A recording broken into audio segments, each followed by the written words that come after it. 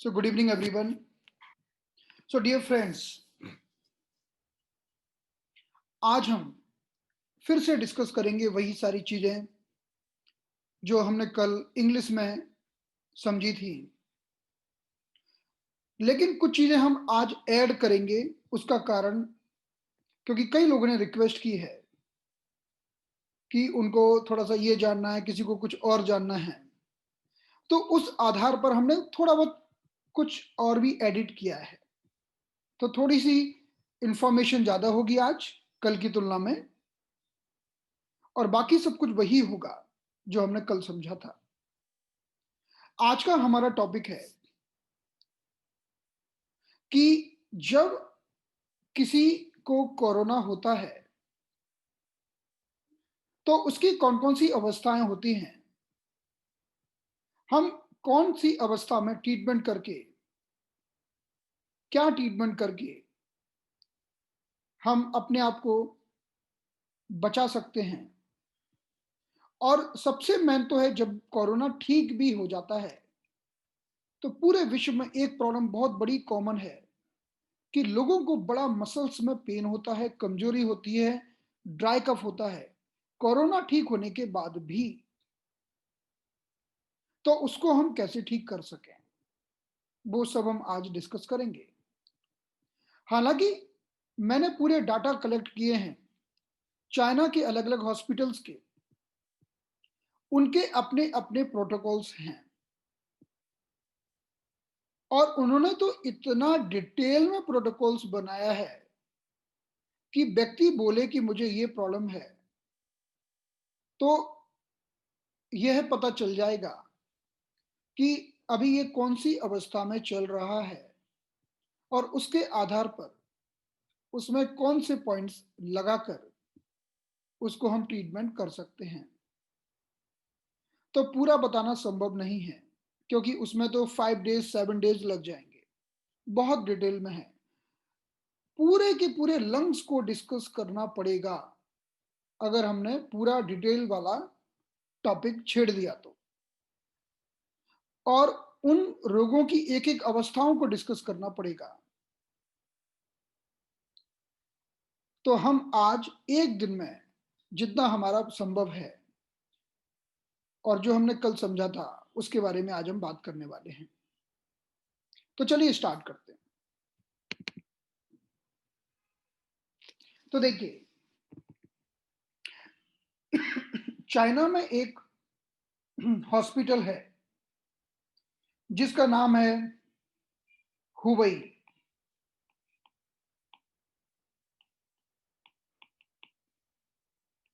Provincial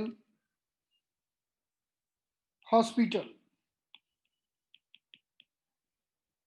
of traditional Chinese medicine.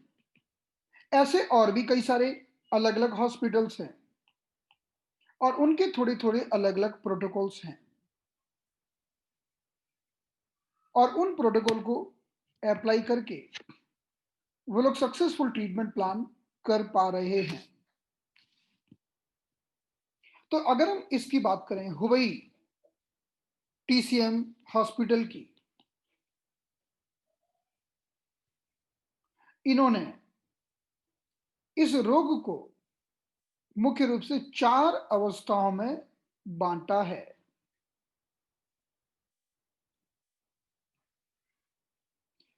पहली अवस्था को कहते हैं प्रिवेंशन,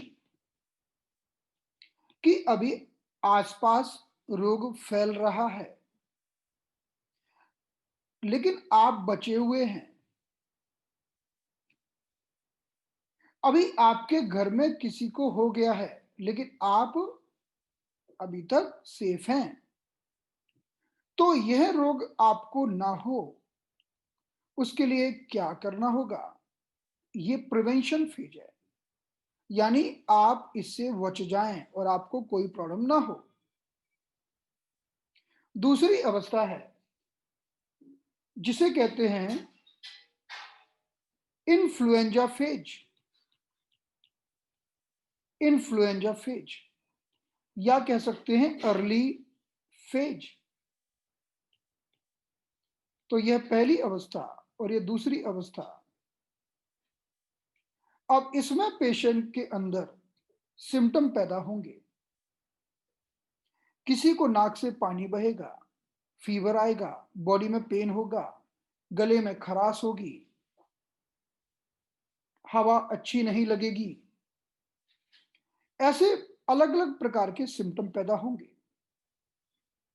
तो यह दूसरी अवस्था है कि अब डाउट है कि या तो कोविड-19 हो गया है, उसकी तैयारी चल रही है, या तो कोविड वायरस ने आक्रमण किया है, या हो सकता है किसी और दूसरे सर्दी के वायरस ने आक्रमण किया हो।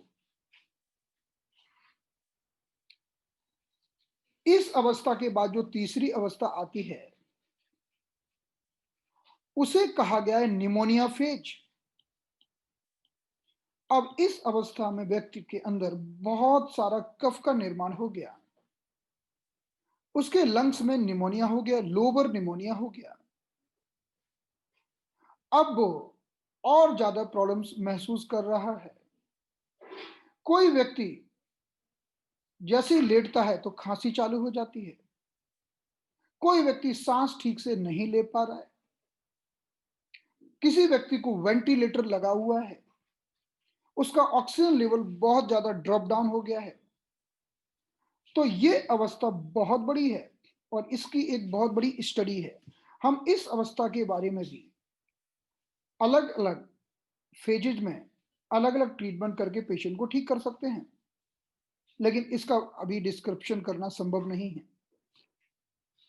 इसका अध्ययन करके हम ऐसा ही नहीं कोविड को ही ठीक कर सकते हैं। अगर हमारे पास कोई दूसरा भी पेशेंट आता है, सर्दी, खांसी, कफ, अस्थमा का, ब्रोंकाइटिस का, और किसी भी कारण से उसको सर्दी कफ हो, तो भी वही प्रोटोकॉल एप्लीकेबल होते हैं। एक बार हमें डायग्नोसिस करना होता है। तो ये हमारी तीसरी अवस्था है जो सबसे डेंजरस होती है, और इससे पेशेंट को बाहर निकालना होता है। और अगर इससे पेशेंट ठीक हो गया तो चौथी अवस्था होती है जिसे हम कहते हैं रिकवरी फेज। अब इस अवस्था में पेशेंट का फीवर उतर जाता है, उसका वायरस नेगेटिव हो जाता है, अब वो व्यक्ति नॉर्मल हो जाता है। लेकिन इस अवस्था में भी उसके शरीर में बहुत सारे सिम्टम पैदा होते हैं, जैसे ड्राई कफ होना, शाम को फीवरिश महसूस करना, बहुत कमजोरी लगना, बहुत बहुत सीवियर डेफिशिएंसी लगना, बहुत कमजोरी लगना। तो ये रिकवरी फेज भी कोई कम परेशान नहीं करती है। 15-15 दिन तक तो पेशेंट को बिस्तर पर पड़े रहने का मन होता है। इसे आजकल कहा गया है पोस्ट कोविड माइल्जिया।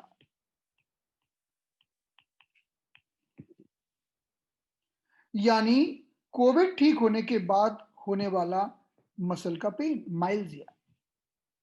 तो ये भी कोई छोटी मोटी बात नहीं है, इसमें भी पेशेंट बड़ा हैरान परेशान रहता है। हमारे एक्यूपंक्चर में कितनी सुंदर व्यवस्था है, हर एक अवस्था का ट्रीटमेंट है। और चाइना में जो हुबई हॉस्पिटल, इसने भी एक एक अवस्था का ट्रीटमेंट बड़ा ही डिटेल में एक्सप्लेन किया है। एक बार अगर हम सीख जाएं तो आज ये एपिडेमिक अटैक को भी ठीक कर सकते हैं। और आगे चल के अगर किसी दूसरे कारण से किसी को कोई दूसरा वायरस अटैक करके सर्दी, खांसी, कफ, अस्थमा, निमोनिया, ब्रोंकाइटिस, स्मोकर कफ अगर होता है तो उन अवस्थाओं को भी इन्हीं प्रोटोकॉल्स के द्वारा ठीक किया जा सकता है।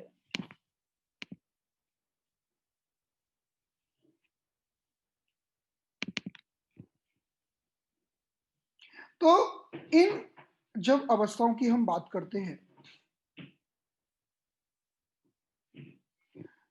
एक्यूपंक्चर में, टीसीएम में, जब भी किसी वायरस का आक्रमण होता है, वायरस अटैक, तो एक तरफ तो ये वायरस है, जिसे हमने कहा है कोविड, और दूसरी तरफ ये ह्यूमन बॉडी है, और दोनों के बीच में चल रहा है फाइट। और ये लड़ाई ठीक उसी तरह से होती है जैसे इंडिया और पाकिस्तान के बीच में, या दो पहलवानों के बीच में, दो रेस्टलर्स के बीच में। जो मजबूत होगा वो जीतेगा और आगे बढ़ेगा। अगर इस व्यक्ति की इम्यूनिटी बहुत अच्छी हुई, जैसे कि छोटे बच्चों की होती है, बच्चों को इतनी जल्दी अटैक नहीं कर पाता। जैसे कि अगर कोई व्यक्ति स्पोर्टी है, अगर कोई व्यक्ति यंग है, तो उसकी इम्यूनिटी अच्छी होती है। अगर कोई व्यक्ति मस्त मौला है, उसकी इम्यूनिटी भी अच्छी होती है। तो ये कोरोना वायरस को डिफीट कर देता है और ये पर्सन जीत जाता है, और इधर कोरोना वायरस हार जाता है, और यही उसका आक्रमण, उसका अटैक का कोई प्रभाव नहीं पड़ता, नो इफेक्ट।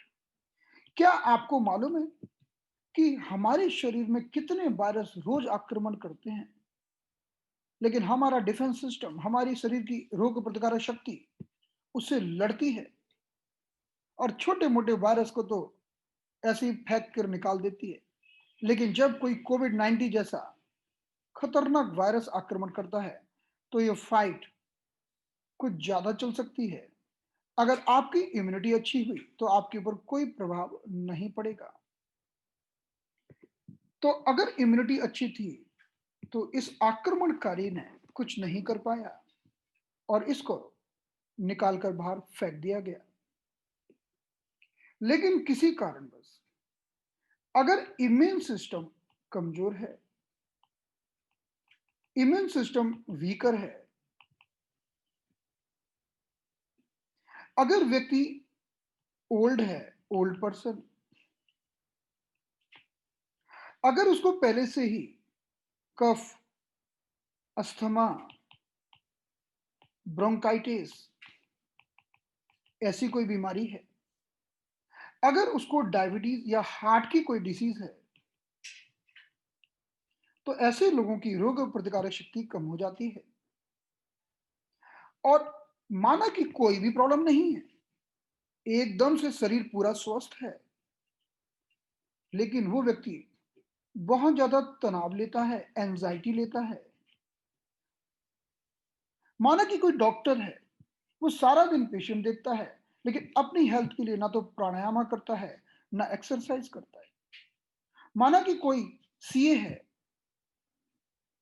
या एडवोकेट है, या कोई भी व्यक्ति जो सारा का सारा इंटेलेक्चुअल वर्क करता है, अपने शरीर का बिल्कुल भी ध्यान नहीं देता, तो उसकी इम्यूनिटी कमजोर हो जाती है, और फिर यहां पर ये कोरोना वायरस जीतता है, ये विन करता है, और एक बार ये विन कर गया, तो बॉडी के अंदर इंटर कर जाता है। कोरोना वायरस एक आरएनए वायरस होता है। ये जिसके घर में घुसेगा, जैसे ये इस घर के अंदर घुसा, और इसका ये ऑनर बन जाएगा। जिस घर में घुसेगा उसी का ऑनर बन जाएगा, और उस घर में फिर सारे काम अपनी इच्छा के अनुसार चलाएगा। उस सेल की ऊर्जा को अपने मल्टीप्लिकेशन के लिए यूज करेगा, तो एक की बजाय फिर इसका मल्टीप्लिकेशन होता चला जाएगा। तो ये सारा का सारा इम्यूनिटी का खेल है, रोग प्रतिकारक शक्ति का खेल है। तो टीसीएम में ऐसा कहा गया है कि जब भी किसी भी वायरस का आक्रमण होता है हमारे शरीर में, तो हमारे शरीर में सुरक्षा के 6 आवरण हैं। ये 6 आवरण एक 6 चक्रव्यूह की तरह होते हैं। किसी भी आक्रमणकारी को इन 6 लेयर्स को पेनिट्रेट करना होता है, तभी वो अंदर जा सकता है। चाहे वो ठंडी हवा हो, चाहे वो लू हो, चाहे वो वायरस हो, बैक्टीरिया हो, कोई भी आक्रमणकारी जब यहां पर आक्रमण करता है, हमारा डिफेंस सिस्टम इतना मजबूत होता है कि वो पहली लेयर को ही क्रॉस नहीं कर पाता। हमारी जो आउटर मोस्ट लेयर होती है, इसे हम बोलते हैं outer most layer defence system की।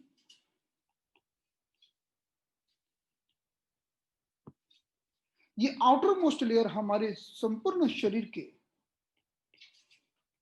चारों तरफ एक सुरक्षात्मक कवच का निर्माण करती है। हमारी स्किन और मसल के बीच में यह लेयर रहकर संपूर्ण शरीर को प्रोटेक्ट करती है। इस आउटर मोस्ट लेयर को हम बोलते हैं एक्सटर्नल डिफेंस सिस्टम, हमारे शरीर का बाहर का डिफेंस सिस्टम। एक्यूपंक्चर में इसको नाम दिया गया है बी ची, बीची। तो बीची का मतलब है वो ऊर्जा जो हमारे संपूर्ण शरीर के सबसे बाहरी सरफेस पर पाई जाती है, स्किन के ठीक नीचे होती है। जब भी किसी वायरस या बैक्टीरिया का आक्रमण होता है, तो इसकी लड़ाई होती है, फाइटिंग होती है। और अगर हमारा बीची, हमारा डिफेंस सिस्टम मजबूत हुआ, तो कुछ नहीं कर पाता। वायरस बाहर की बाहर ही ढेर हो जाता है, गिर जाता है और मर जाता है, या फिर कुछ नहीं कर पाता। वो अपना आक्रमण का इरादा रखते हुए पड़ा रहता है, लेकिन इस बॉडी में एंटर नहीं कर पाता। लेकिन जैसे ही इस वायरस ने ऐसी बॉडी पाई जिसका डिफेंस सिस्टम कमजोर है, तो वह एंटर कर जाता है। आपको मालूम है कि वायरस, एक हमारी जो सुई की नोक होती है, उस सुई की नोक पर लाखों वायरस आ सकते हैं, लाखों। और हम जो मास्क पहनते हैं, एक ही मास्क को लोग धो धो के पहनते रहते हैं। इस मास्क के पास वो ताकत ही नहीं है कि उस वायरस को रोक सके, क्योंकि वायरस इतना छोटा और इतना सूक्ष्म होता है। कोई वायरस मक्खी या मच्छर जैसा नहीं होता कि उसको अंदर जाने के लिए बहुत बड़ा होल चाहिए। ये वायरस इतना छोटा होता है कि ये आराम से किसी के भी श्वास द्वार से और टी पॉइंट से प्रवेश कर सकता है। टी पॉइंट का अर्थ है,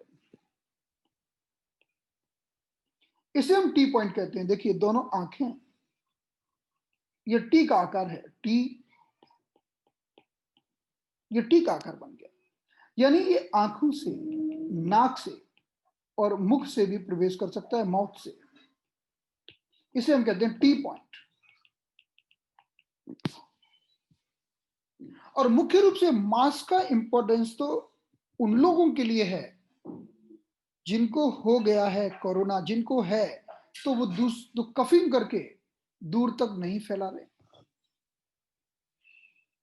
इसीलिए मास्क के अंदर एक मेडिसिन लगी होती है जिसका प्रभाव सिर्फ 6 घंटे तक रहता है। लेकिन अगर किसी व्यक्ति का डिफेंस सिस्टम मजबूत है, तो फिर ये कुछ नहीं कर सकता।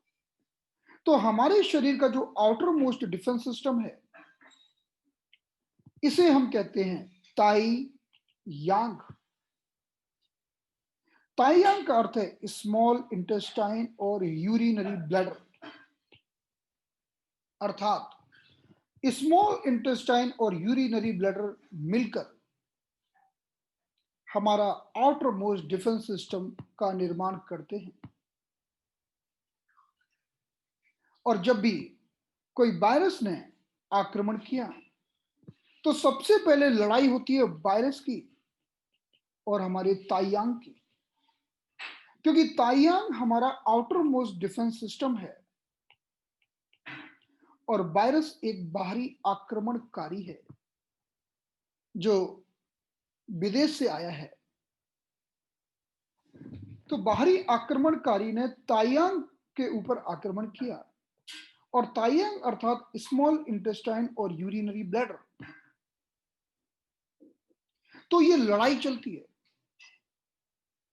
जब लड़ाई चलेगी तो क्या होगा? बहुत सारा, जैसे एक देश ने दूसरे देश के ऊपर आक्रमण किया तो बहुत सारा गोला बारूद और रक्त आसपास दिखाई देता है। उसी प्रकार से जब वायरस की और ताइयांग की लड़ाई होती है तो हमारे शरीर में गर्मी बढ़ जाती है, जिसे हम कहते हैं फीवर। जब फीवर ये माइल्ड होता है तो इस बात का संकेत है कि लड़ाई जारी है। रनिंग नोज, नाक से पानी बहना, कि आक्रमणकारी हमारे टी पॉइंट से प्रवेश करना चाह रहा है, लेकिन हमारा डिफेंस सिस्टम उससे लड़ रहा है। तो कभी रनिंग नोज होगा तो कभी ब्लॉक नोज होगा। तो फीवर होगा, रनिंग नोज होगा, तो कभी रनिंग नोज होगा, कभी किसी को ब्लॉक नोज होगा। इस तरह के डिफरेंट डिफरेंट सिम्टम्स पैदा होंगे। तो ये इस बात का संकेत है कि आक्रमण चल रहा है। और हम हमारे सिर के पीछे दर्द होता है, या सिर के पीछे दर्द होगा। इसे हम कहते हैं ऑक्सीपिटल हेडेक,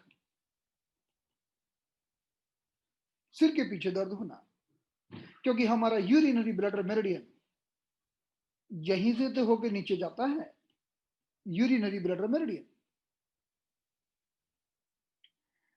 अब वो व्यक्ति बोलेगा, उसको फीवर होगा, नाक से पानी बहेगा, सिर के पीछे दर्द हो सकता है, नहीं भी हो सकता, और गले में खराश, ऐसा होगा, इचिंग होगी, इचिंग इन थ्रॉट।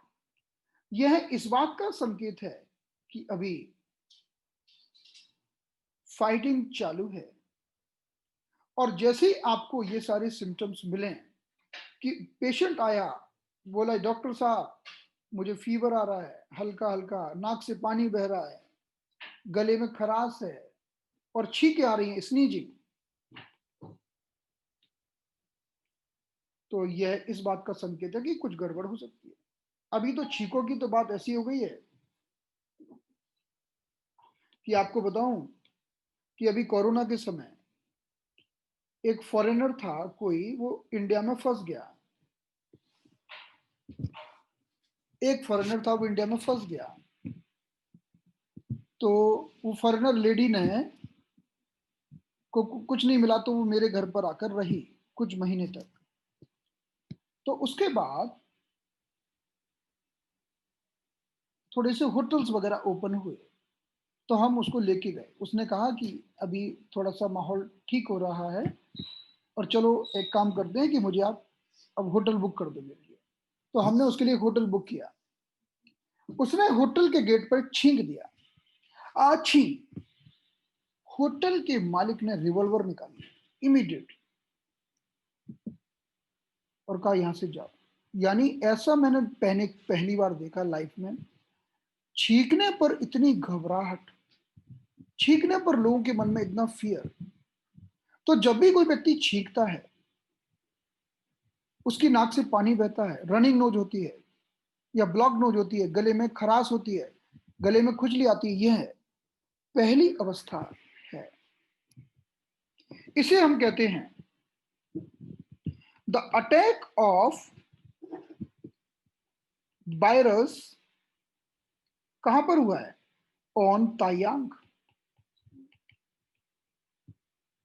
या दूसरे शब्दों में कह सकते हैं the attack of wind cold और विंड हीट ऑन तायांग। क्योंकि एक्यूपंक्चर की लैंग्वेज तो ऐसी होती है कि हम बोलेंगे कि वायरस क्या है, वायरस विंड है, हवा में तो है, तो या तो वो ठंडी बढ़ाएगा या गर्मी बढ़ाएगा। तो जब भी विंड कोल्ड या विंड हीट का अटैक होता है और हमारे शरीर में फीवर, गले में खराश, सॉर थ्रोट, ये सारे लक्षण होते हैं, इसे हम कहते हैं पहली अवस्था। इस अवस्था में भी हम ट्रीटमेंट करके एक्सटर्नल विंड कोल्ड या एक्सटर्नल विंड हीट का ट्रीटमेंट करके हम पेशेंट को ठीक कर सकते हैं। तो हमारे आउटर डिफेंस सिस्टम को अगर इसने क्रॉस कर लिया, हमारे वायरस ने अगर आउटर डिफेंस सिस्टम को हरा दिया, जिसको हम बोलते हैं ताइयांग, तो अब वायरस का मुकाबला हमारे सेकंड डिफेंस सिस्टम से होगा, जिसका नाम है यांग मिंग, या जिसे हम अपने मेरिडियन की लैंग्वेज में कहते हैं the combination of large intestine और स्टमक। यानी अब वायरस दूसरे लेवल में इंटर करेगा, जिसे हम कहते हैं लार्ज इंटेस्टाइन और स्टमक। अब क्या होगा? अब ये तो दूसरी अवस्था है। तो पहली अवस्था में ही फीवर चालू हो चुका था, पहली अवस्था में ही ब्लॉक नोज, रनिंग नोज चालू हो चुका था। लेकिन अब पहली अवस्था को पार करके, हराकर, जब एक्सटर्नल डिफेंस सिस्टम को बिन करके वायरस ने अंदर इंटर किया, तो अब लार्ज इंटेस्टाइन और स्टमक मेरिडियन प्रभावित हो जाएंगे। एक्यूपंक्चर में अगर हम देखें कि हमारा स्टमक मेरिडियन कहां जाता है, तो आप पाएंगे कि हमारे फेस में जो साइनसेस हैं उनको सप्लाई करता है। तो अब व्यक्ति को इनमें कफ भरना चालू होगा। स्टमक मेरिडियन को अगर आप चेस्ट में देखें, तो स्टमक मेरिडियन हमारे दोनों लंग्स को क्रॉस करके नीचे की ओर जाता है। अब इस अवस्था में व्यक्ति के लंग्स में कफ का भराव चालू होगा, कफ भरना चालू होगा। अभी तक लंग्स में कफ का भरना चालू नहीं हुआ था, लेकिन अब चालू होगा। अगर हम लार्ज इंटेस्टाइन मेरिडियन को देखें, तो लार्ज इंटेस्टाइन मेरिडियन भी हम देख सकते हैं कि हमारे चेहरे पर साइनसिस के आसपास से होकर गुजर रहा है। तो जब वायरस का आक्रमण दूसरी अवस्था में होता है, तो बहुत ज्यादा डैम्पनेस और कफ का निर्माण चालू हो जाता है। तो जो दूसरी अवस्था होती है आक्रमण की, इसे हम कहते हैं, तो पहली अवस्था को हमने कहा attack of virus on Taiyang. अब दूसरी अवस्था को हम कहेंगे now attack of virus on second phase, on second line, that is Yangming, यानी लार्ज इंटेस्टाइन और स्टमक। इस अवस्था में पहुंचते ही कफा या फ्लैम या डैम्पनेस और जुड़ जाएगी। अभी तक विंड तो थी ही, कोल्डनेस भी थी, लेकिन अब ये अवस्था जुड़ गई। अब छाती में कफ भरना चालू हो जाएगा। तो इस अवस्था में भी हमारे एक्यूपंक्चर में पॉइंट सीधे दिए हैं कि जब किसी व्यक्ति के शरीर में विंड, कोल्ड और डैम्पनेस का आक्रमण होता है, attack on the lungs, on defence system, तो हमें क्या ट्रीटमेंट देना, ये सारा का सारा हमारे एक्यूपंक्चर में क्लियरली एक्सप्लेन्ड है कि कैसे विंड को निकालें, कैसे कोल्डनेस को निकालें, कैसे डैम्पनेस को निकालें। ये सारा हमने एक्यूपंक्चर में ऑलरेडी देखा हुआ है। तो तो अब वायरस को अगर इस अवस्था में नहीं रोका गया, तो पहला तो लेवल इसने पार ऑलरेडी कर लिया है, दूसरा लेवल भी इसने अभी पार कर लिया, इसको भी हरा दिया और लंग्स में कफ का निर्माण चालू कर दिया। अब तीसरी अवस्था, हमारा जो थर्ड डिफेंस सिस्टम है, थर्ड लेवल डिफेंस सिस्टम, इसको हम कहते हैं शाओयांग, जिसका अर्थ है ट्रिपल बॉर्मर और गॉलब्लैडर। यानी अब तो बात बहुत अंदर चली गई, क्योंकि शाओयांग जो तीसरे नंबर का डिफेंस सिस्टम होता है, एक बार यहां तक बात पहुंच गई तो अब व्यक्ति निमोनिया की फेज में पहुंच जाता है। क्योंकि अभी तक व्यक्ति निमोनिया की फेज में नहीं था, अभी तक व्यक्ति था सर्दी इन्फ्लुएंजा की फेज में। लेकिन जैसे ये बात तीसरे लेवल तक पहुंची, क्योंकि तीसरे लेवल को क्रॉस करते ही अब हमारे यिन आ जाएंगे। अभी तक ये ताइयांग ये यांग था, यांगमिंग ये भी यांग था, शाओयांग ये भी यांग था। अब शाओयांग के बाद हमारे यिन चालू हो जाएंगे और सबसे पहले प्रारंभ होगा लंग्स। तो अब वायरस सीधे शाओयांग से लंग्स में जाएगा। अब व्यक्ति सीवियर निमोनिया की कंडीशन में पहुंच जाएगा। उसके लंग के लोअर लोब में कफ भर जाएगा, जिसे डॉक्टर कहते हैं लोअर निमोनिया। उसको सांस लेने में कठिनाई होने लगेगी और कभी कभी इतनी कठिनाई होगी कि व्यक्ति को वेंटिलेटर तक जाना पड़ सकता है। तो यहां पर शाओ यांग को क्रॉस किया, यानी पहले ताइयांग को क्रॉस किया, फिर यांग मिंग को क्रॉस किया, फिर शाओ यांग को क्रॉस किया। तो पहले स्मॉल इंटेस्टाइन और यूरिनरी ब्लैडर मेरिडियन प्रभावित हुए और इन्हीं के पॉइंट लगाकर हम इस अवस्था में ही पेशेंट को ठीक कर सकते हैं। फिर लार्ज इंटेस्टाइन और स्टमक मेरिडियन पर आक्रमण हुआ और इस अवस्था में हम इन्हीं के पॉइंट लगाकर पेशेंट को ठीक कर सकते हैं। तीसरी अवस्था में ट्रिपल बॉर्मर और गॉल ब्लैडर मेरिडियन के ऊपर प्रभावित हुआ और इस अवस्था में हम इन्हीं मेरिडियन को ट्रीटमेंट देकर ठीक कर सकते हैं। अब बात पहुंच गई इंटरनल लेवल पर। जैसे साओयांग पर बात पहुंची, डायरेक्ट हमारे सारे यिन प्रभावित हो जाते हैं, यानी ताइयिन। ताइयिन में हमारे आते हैं लंग्स और स्प्लीन। शाओयिन, शाओयिन में हमारे आते हैं हार्ट एंड किडनी। जुइन, और जुइन हमारे शरीर का सबसे अंदर का गहरा लेवल है, जिसमें हमारा ब्रेन और लिवर दोनों आते हैं। तो जैसे ही बात ताइयिन तक पहुंची, अब लंग्स के सीवियर कॉम्प्लिकेशन चालू हो गए।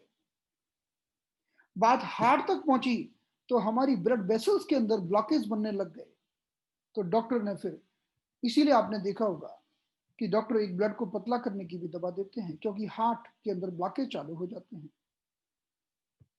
और जब बात बहुत गहरे में पहुंच गई तो इसका प्रभाव हमारे ब्रेन पर भी पड़ जाता है, मेमोरी लॉस हो जाता है और ब्रेन काफी प्रभावित हो जाता है। कोरोना ठीक होने के बाद भी लंबे समय तक व्यक्ति को ये प्रॉब्लम बनी रहती है। इन सारी अवस्थाओं को निमोनिया फेज कहते हैं। यानी पहली अवस्था है ताइयांग, दूसरी अवस्था है यांगमिंग। तो पहली अवस्था और दूसरी अवस्था, इनको हमने बोला अर्ली फेज या इन्फ्लुएंजा फेज, यानी सर्दी वाली फेज। अब बात यहां से आगे गई तो अब आगे व्यक्ति निमोनिया फेज में। निमोनिया फेज में हमारे सारे आ जाएंगे शाओयांग, ताइयिन, शाओयिन, जुइन। ये सारे के सारे हमारे निमोनिया फेज में आएंगे। सारे के सारे कॉम्प्लिकेशंस इसी में होंगे और हम एक एक अवस्था का ट्रीटमेंट कर सकते हैं एक बार हमें पता चले कि रोग किस अवस्था तक पहुंचा है। और चौथी, जब व्यक्ति ठीक हो जाता है तो जो चौथी अवस्था आती है उसको बोलते हैं रिकवरी फेज।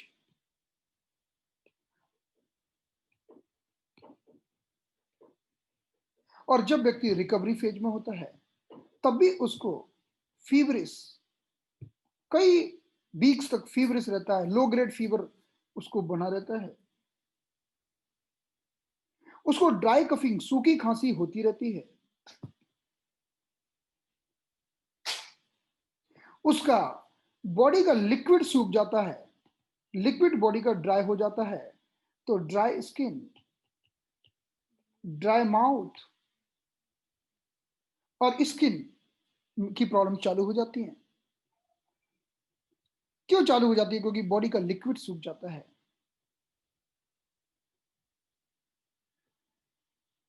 और काफी वीकनेस महसूस करता है, कमजोरी महसूस करता है, काफी मसल्स पेन होता रहता है, जिसे माइल्जिया कहते हैं।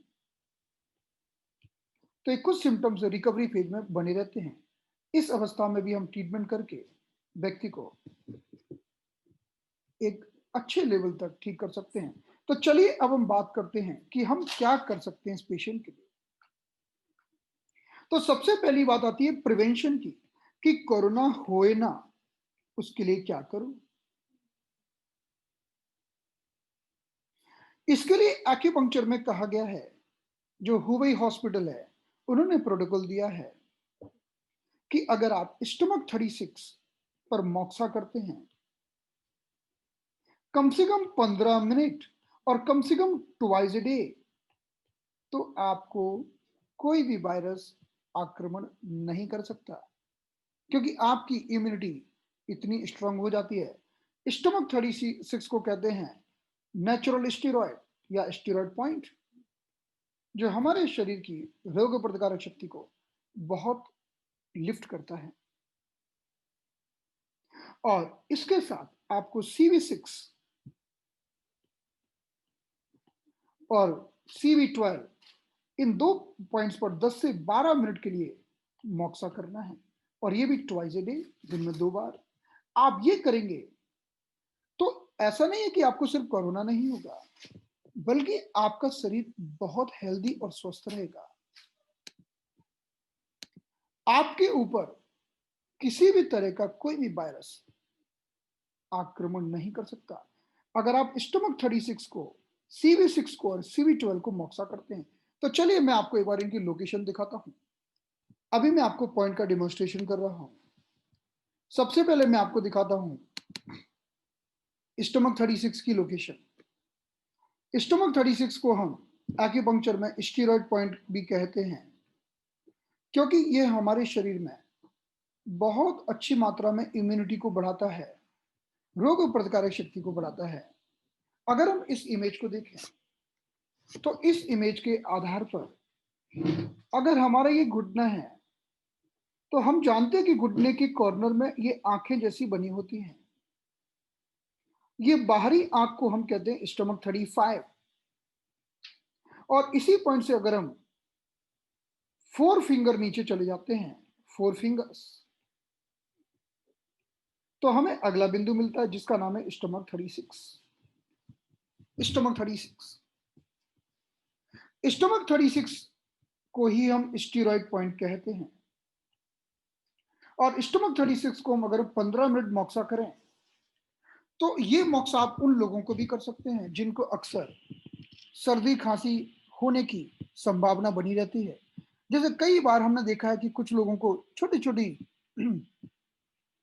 चीजों को खाने से, मौसम के परिवर्तन से उनको तुरंत सर्दी खांसी, कफ एंड कोल्ड का अटैक हो जाता है। तो स्टमक 36 हमारा घुटने से 4 अंगुल नीचे पाया जाता है, या हम कहेंगे 3 चुन डाउन। स्टमक 35 और स्टमक 36 के बीच की दूरी है 3 चुन की। अगर हम इसी को एक दूसरी इमेज में देखना चाहें तो यहां देख सकते हैं हमारी ये जो मोटी बोन है इसका नाम है टिविया, और इसी के बॉर्डर पर लगा हुआ है हमारा स्टमक 36, जो हमारा स्टेरॉइड पॉइंट है। तो इस पर 15 मिनट मोक्सा करना है दिन में 2 बार। इसके बाद हमारा जो अगला बिंदु है इसे हम कहते हैं कंसेप्शनल वेसल 6। CV6 का क्या महत्व है? अगर नाभि से, ये नाभि है, अगर नाभि से हम 2 फिंगर नीचे जाते हैं, 2 फिंगर्स, नाभि से अगर हम 2 फिंगर्स नीचे जाते हैं, 2 फिंगर्स का मतलब है 1.5 चुन। तो नाभि से अगर हम 1.5 चुन नीचे जाते हैं तो हमें मिलता है CV6। CV6 हमारे शरीर का वो बिंदु है जिस पर सिर्फ लाल रंग लगाने मात्र से भी हमारी इम्यूनिटी बढ़ जाती है और हमारे अंदर ऊर्जा का लेवल इंक्रीज हो जाता है। और जब इसी बिंदु पर हम मॉक्सा करते हैं, मॉक्सिवेशन करते हैं, तो यह बिंदु हमारी इम्यूनिटी को, रोग प्रतिकारक शक्ति को बहुत अच्छे लेवल तक अपग्रेड करता है। CV6 को कहा जाता है कि रिप्रोडक्टिव पार्ट की एनर्जी बढ़ाने वाला बिंदु और यांग एनर्जी बढ़ाने वाला बिंदु। यांग ऊर्जा बढ़ेगी तो हमारा जो डिफेंस सिस्टम है, आउटर डिफेंस सिस्टम है, वो यांग ऊर्जा से ही तो बना है, जिसे हम ताई यांग, यांग मिंग और शाओ यांग कहते हैं। तो जब भी हम CV6 पर मोक्सा करते हैं तो हमारे तीनों के तीनों यांग डिफेंस बहुत मजबूत हो जाते हैं। और नाभि से अगर हम करीब 6 अंगुल ऊपर जाते हैं, या हम बोलेंगे 4 चुन या 6 अंगुल, तो हमें एक बिंदु मिलता है जिसका नाम है CV12। CV12 हमारे बॉडी में पाए जाने वाला एक वो बिंदु है जो कफा और फ्लेम का निर्माण नहीं होने देता। तो अगर हम CV12 को टोनिफाई करते रहें तो व्यक्ति के शरीर में कफा और फ्लेम का निर्माण नहीं होगा और वो व्यक्ति स्वस्थ बना रहेगा। तो इस आधार पर हम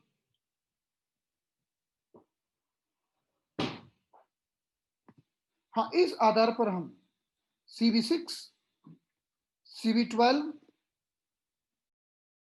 तो इस आधार पर जब भी हम CV6 और CV12 पर मोक्सा करते हैं तो हम यांग ऊर्जा को बढ़ाते हैं और कफ और फ्लेम का निर्माण नहीं होने देते। हमारी इम्यूनिटी बढ़ती है, हमारा डिफेंस सिस्टम मजबूत होता है। किसी भी बच्चे का, बड़े का, आप डिफेंस सिस्टम मजबूत बनाने के लिए CV6 को टोनिफाई कर सकते हैं, क्योंकि डिफेंस सिस्टम का निर्माण होता है यांग से और CV6 है हमारे शरीर में यांग ऊर्जा बढ़ाने वाला प्रमुख बिंदु। तो इस आधार पर हमने समझा कि अगर हम इन 3 बिंदुओं पर नियमित रूप से मोक्सा करते हैं, स्टमक 36, CV6 और CV12, इन 3 बिंदुओं पर मोक्सा करने से 10 to 15 minute twice a day हम प्रिवेंशन कर सकते हैं, यानी रोग को होने से बचा सकते हैं। अब बात आती है कि ये तो बात थी प्रिवेंशन की, लेकिन आक्रमणकारी ने थोड़ा सा आक्रमण कर दिया है, अटैक हो गया है। अभी थोड़े थोड़े सिम्टम पैदा होने लगे हैं, जैसे कि गले में खराश, हमने कहा इचिंग, थ्रोट इचिंग। अब व्यक्ति बोल रहा है कि पंखा बंद करो, उसको विंड, कोल्ड से टॉलरेट नहीं हो रही है, इंटॉलरेंस हो रहा है। इसको हम बोलेंगे इंटॉलरेंस। ना तो उसको हवा अच्छी लग रही है, ना ठंडी अच्छी लग रही है, उसको हल्का सा फीवरिश लग रहा है। यानी अब आक्रमणकारी ने शरीर के अंदर प्रवेश किया है। ये अर्ली फेज है, पहली अवस्था है। अगर हमें पता चले, हमें जैसे ही पता चले कि अभी कुछ गड़बड़ चालू हो रही है, एक्यूपंक्चर में है 4 गेट्स और कहते हैं कि आप तुरंत 4 गेट्स को लगा दीजिए। आप जैसे 4 गेट्स लगाते हो तो इमीडिएटली सारे पाथवेज को क्लीन कर दिया जाएगा और आक्रमणकारी को वहीं पर समाप्त कर दिया जाएगा। तो 4 गेट में हमारे आते हैं LI4 और लिवर 3। LI4 दोनों हाथों में और लिवर 3 दोनों पैरों में। ये 4 बिंदु मिलकर फोर गेट का निर्माण करते हैं। तो जब हम इन 4 बिंदुओं को लगा देते हैं और आक्रमणकारी को एक्सपेल कर दिया जाता है और इसके साथ में फिर हम मोक्सा करते हैं। और मोक्सा हम किस बिंदु पर करते हैं? मोक्सा हम करते हैं एक तो स्टमक 36 के ऊपर मोक्सा, वही 15 मिनट और दिन में 2 बार, ट्वाइस ए डे। दूसरा, हम मोक्सा करते हैं अब नाभि के ऊपर, नेवल के ऊपर। नेवल के ऊपर हम करते हैं 10 से 12 मिनट और ये मोक्सा भी हम करते हैं ट्वाइस ए डे। ये हमारा अर्ली फेज का ट्रीटमेंट है। अर्ली फेज का, तो अर्ली फेज का क्या ट्रीटमेंट है? Number 1 LI4 plus liver 3 bilateral दोनों ओर, एंड नंबर 2 स्टमक 36 और CV8 यानी नाभि, CV8 का मतलब नाभि, इस पर मोक्सा ट्वाइस ए डे। और ये मोक्सा होता है कम से कम 15 मिनट्स के लिए। तो मैं आपको एक बार लोकेशन दिखाता हूं। सबसे पहले हम देखते हैं लोकेशन LI4 और लिवर 3 की।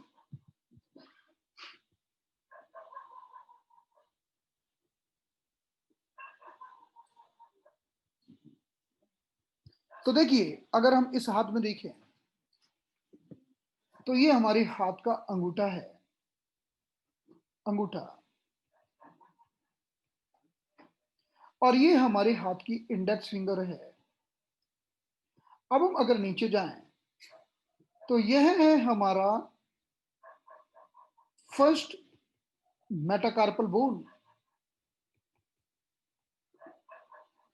और यह हमारा सेकंड मेटाकार्पल बोन।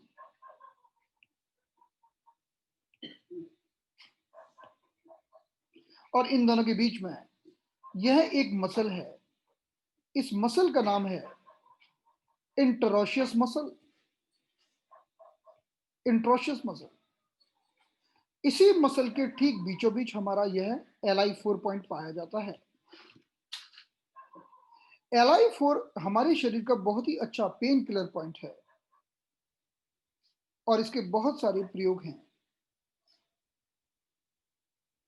LI4 हमारे शरीर का वो बिंदु है जो किसी भी तरह की इंफेक्शन को बाहर एक्सपेल करने में हमारी मदद करता है। तो जैसे हमने LI4 को देखा पहले और दूसरे मेटाकार्पल बोन के बीच में, ठीक यही पोजीशन हमारी लिवर 3 की है। अगर हम पैरों में चले जाएं और पहली और दूसरी उंगली के बीच में ही हमारा लिवर 3 है। आप यहां देख सकते हैं, ये हमारा पैर का अंगूठा है, थंब, ग्रेट टो, और यह इंडेक्स टो। इन दोनों के बीच में ये हमारा है फर्स्ट, ये जो हमारी बोन है इसको कहते हैं फर्स्ट मेटाटार्सल बोन, और ये दूसरी बोन है इसको बोलते हैं सेकंड मेटाटार्सल बोन। इन दोनों के बीच में हमारा लिवर 3 है। तो जैसे LI4 की पोजीशन हमारे हाथों में है वैसी लिवर 3 की पोजीशन हमारे पैरों में है। तो जब हम LI4 और लिवर 3 ये पॉइंट लगा देते हैं दोनों हाथ में, दोनों पैर में, इसे हम कहते हैं फोरगेट। हम अक्सर फोरगेट का प्रयोग करते ही रहते हैं क्योंकि कभी भी कोई पेशेंट आके कहे कि हम गाड़ी चलाते चलाते गिर गए, चोट लग गई और दर्द हो रहा है, जिसे हम कहते हैं खेलते समय चोट लगना और दर्द होना, स्पोर्ट्स इंजरी होना, गिरना पड़ना और इसके कारण दर्द होना, तो उसमें भी हमारे LI4 और लिवर 3 काफी काम करते हैं। इसे हम कहते हैं फोरगेट। और हमने अभी अभी आपको स्टमक 36 की लोकेशन दिखाई है। अगर हम नाभि को देखें, हमारी ये नाभि है, नाभि को हम बोलते हैं CV8। तो इससे दो दो अंगुल ऑल अराउंड हमें मोक्सा करना है, दो दो अंगुल ऑल अराउंड। ये बहुत ही विशेष मोक्सिवेशन पॉइंट है और ये हमारी इम्यूनिटी को बहुत पावरफुल करता है। नाभि हमारे शरीर में ऊर्जा का एक मूल स्रोत है, और जब भी हम इसको मोक्सा करते हैं तो संपूर्ण शरीर में ऊर्जा की वृद्धि करता है। तो ये हमारा ट्रीटमेंट हुआ। तो हमने देखा कि जब व्यक्ति को हुआ नहीं है कोई भी प्रॉब्लम और वो प्रिवेंशन करना चाहता है, उस समय हमने बताया स्टमक 36, CV6 और CV12 सभी बिंदुओं पर मोक्सा करना है दिन में 2 बार, और हम निडल भी लगा सकते हैं। लेकिन अगर कुछ सिम्टम पैदा हो गए हैं जिसे हम कहते हैं अर्ली फेज का जो ट्रीटमेंट है उसे हम कहते हैं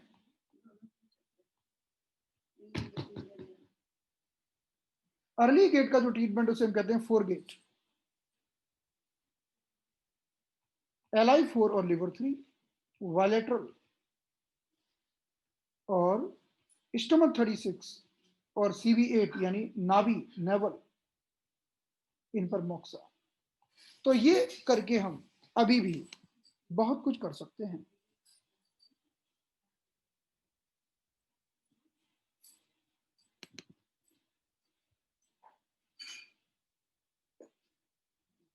लेकिन अगर अब वायरस ने अर्ली फेज को क्रॉस किया और वो निमोनिया फेज में पहुंच गया,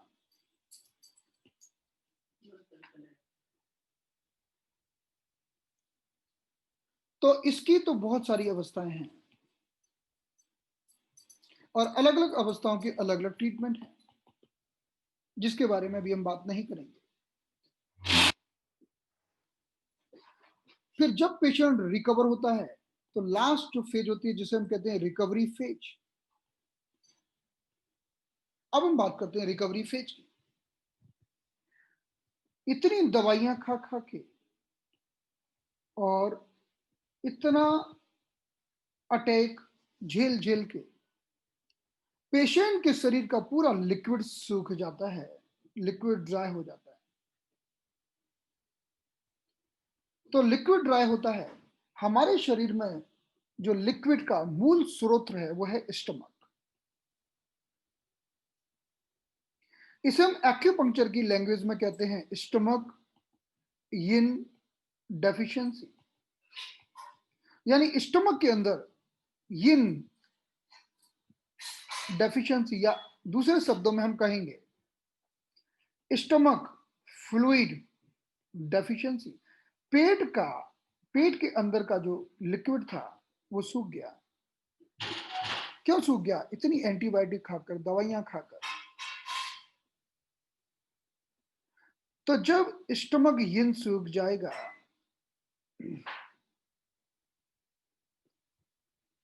तो धीरे धीरे हम 5 एलिमेंट साइकिल में जानते हैं,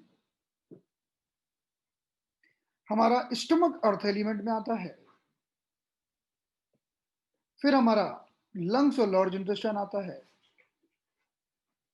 तो जब भी स्टमक का लिक्विड सूख जाता है तो व्यक्ति को सब सूखा सूखा लगता है, ड्राई स्किन, ड्राई थ्रोट,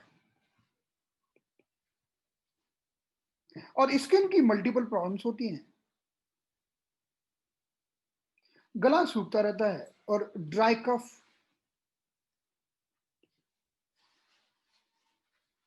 लो ग्रेड फीवर, शाम के समय या दोपहर के समय उसको फीवरिश महसूस होता है, वेरी वेरी वीक, बहुत कमजोर महसूस करता है जिसे हम कहते हैं, और मसल्स पेन जिसे हम कहते हैं माइल्जिया, मसल में पेन होता है। तो जब व्यक्ति इस अवस्था में हमारे पास बोलता है कि डॉक्टर साहब बहुत कमजोरी लग रही है, तो हम चेक करते हैं, क्योंकि जब व्यक्ति को स्टमक यिन डेफिशिएंसी होती है तो क्या होता है, तो कहता है भूख नहीं लगती, नो हंगर, और जरा सा खाना खाया तो पेट भारी, पेट भारी, थोड़ा सा भी खाना खाया तो पेट भारी, हैवी एब्डोमेन,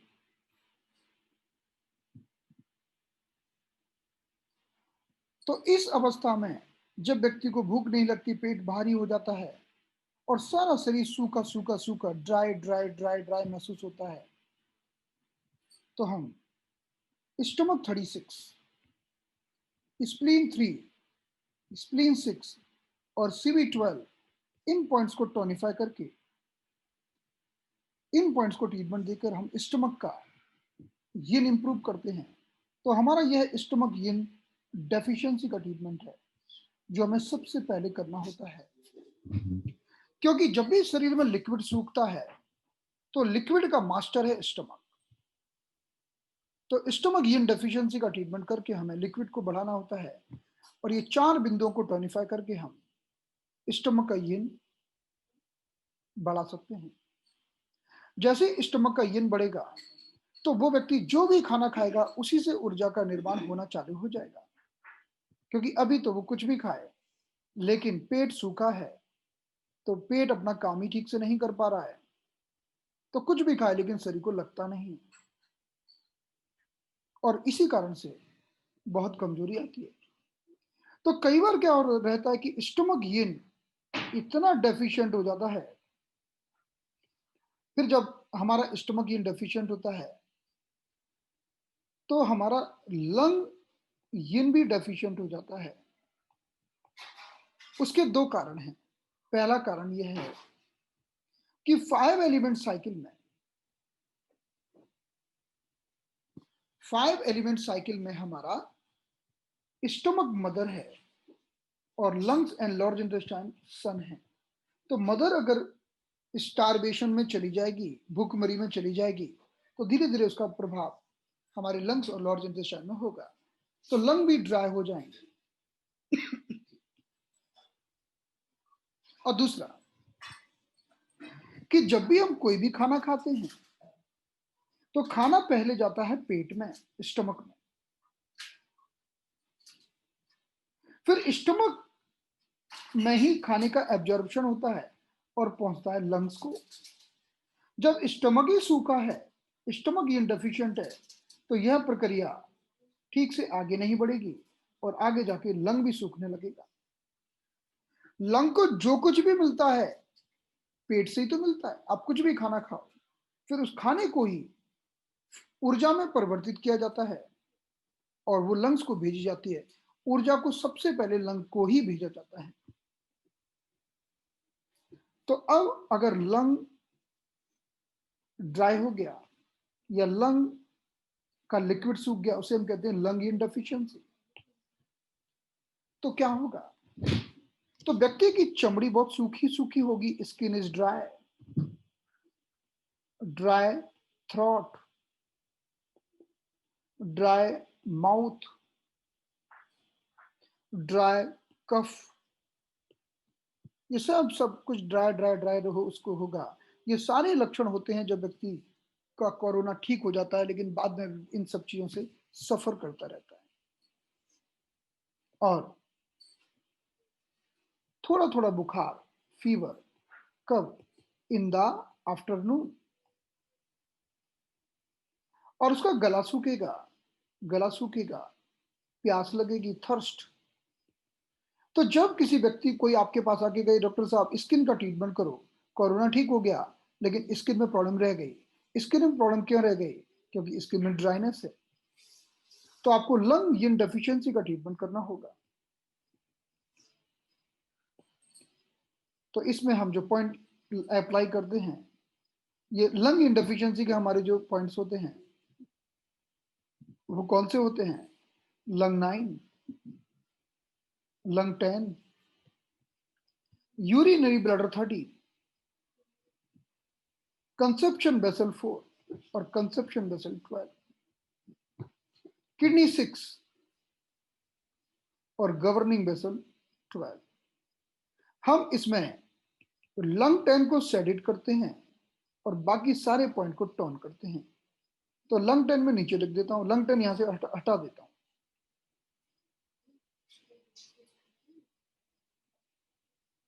तो सारे पॉइंट्स को हम टोन करते हैं, केवल लंग 10 को सेडेट करते हैं, क्योंकि लंग का हीट पॉइंट है हमारा ये। इन बिंदुओं को आप ट्रीटमेंट देखिए, ड्राई कफ को, ड्राई स्किन को, ड्राई थ्रोट को, इन सारी कंडीशंस को आप इंप्रूव कर सकते हैं। तो स्टमक यिन का ट्रीटमेंट देकर आप ऊर्जा को बढ़ा सकते हैं। अभी मैंने आपको बताया कि जब आप व्यक्ति को स्टमक यिन का ट्रीटमेंट देंगे, ये स्टमक 36, स्प्लीन 3, स्प्लीन 6 और CV12, तो उसके शरीर की ऊर्जा को बढ़ा सकते हैं, एनर्जीज को इंप्रूव कर सकते हैं, क्योंकि अब जो भी खाएगा उससे ऊर्जा का निर्माण होगा, तो वीकनेस जाएगी, कमजोरी दूर होने लगेगी। और अगर किसी को बहुत ज्यादा ड्राइनेस हो गई है तो भी कम हो जाएगी। और दूसरा ट्रीटमेंट होगा आपका लंग इन डेफिशिएंसी का। तो हम जो ट्रीटमेंट करते हैं वो करते हैं स्टमक यिन डेफिशिएंसी और लंग यिन डेफिशिएंसी, ये दो ट्रीटमेंट हम करते हैं पोस्ट कोविड, कोविड के बाद। लंग इन डेफिशिएंसी के पॉइंट है स्प्लीन 3, हमारा जो हमने आपको बताया कि हमारा पहला बिंदु है स्प्लीन 3, स्प्लीन 6, स्टमक 36 और CV12। और हमारे लंग इन डेफिशिएंसी के पॉइंट है lung 9, UB13, CV4, CV12, governing vessel 12 और किडनी 6, सभी को टॉन करना है और लंग 10 को सेडेट करना है। तो ये हमारा ट्रीटमेंट प्रोटोकॉल होता है। इसके अलावा भी कुछ और भी प्रोटोकॉल्स होते हैं ची को बढ़ाने के लिए, ऊर्जा को बढ़ाने के लिए। लेकिन अभी हमारा जो उद्देश्य है वो है कि अगर हम इतना भी करें तो भी हम व्यक्ति की ऊर्जा को बढ़ा सकते हैं। हमारे हम TCM में पढ़ते हैं कि लंग ची को बढ़ाने के लिए बहुत अच्छे पॉइंट्स होते हैं। जब हम देखते हैं कि कोविड में किसी भी व्यक्ति का ऑक्सीजन लेवल ड्रॉप हो जाता है तो मास्टर टूंग के हम 3 पॉइंट्स लगाते हैं, जिससे आप अगले ही दिन ऑक्सीजन के लेवल में सुधार देखते हैं। इनको हम कहते हैं lag rapid horses. Lag rapid horses या 88.17, 18 एंड 19। हमने देखा एक व्यक्ति का ऑक्सीजन लेवल हो गया 58 ऑक्सीजन लेवल, और जब हमने लैग रैपिड हॉर्सेस उसको दिया, अगले दिन हमने देखा ऑक्सीजन लेवल 85